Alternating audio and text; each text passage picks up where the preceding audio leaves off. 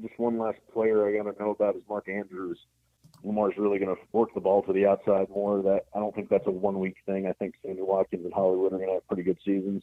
Commish, where are we at on Mark Andrews? What's the panic meter rating here? No, I'm not going to panic. Mark Andrews has a solid role in that offense. They're going to get connecting and they're going to get moving. They will have to throw the ball a little bit more, even if, Watkins or Bateman or, even if like Duvernay ever shows up.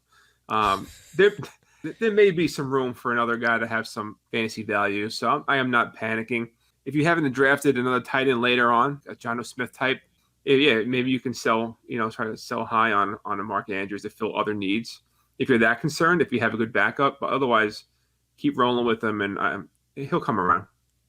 Yeah, I think there's been some misperception of Mark Andrews the last couple of years since he had that big breakout year. He's never been the consistent week-to-week guy who's going to come out and give you a safe floor. There were games last year, a lot of games where he disappeared, and then he would come out and drop 30, 35 points and get that end of season total up. But when we draft him in the top 5, 6 tight ends, still kind of behind that tier of, your Kelsey, your Kittle, your Waller, maybe Kyle Pitts, I think he needed to be drafted with the expectation that everybody under that tier is going to have weeks where they catch touchdowns and weeks where they don't. And I think Mark Andrews is just one of those guys who you can rely on more often than not to catch a bunch of touchdowns, but he's never going to be like a, 8 to 10 target per week kind of guy. That's not his skill set. That's not their passing game over there. They're a run heavy team.